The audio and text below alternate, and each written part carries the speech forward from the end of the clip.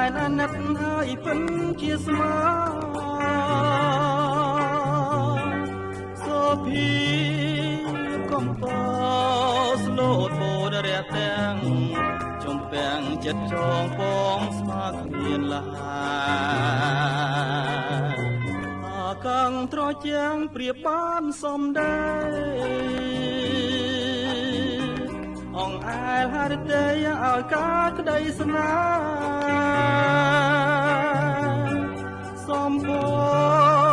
កំពតនៅអិនកែប្រែគុណយូរតែឲ្យស្នេហ៍ជាប់ចិនបើឃ្លាតទាំងស្រមៃនោមក្តីអាល័យទងភ័យផ្ដេកផ្ដិនព្រោះជារឿងកម្មប្រចាំជីវិត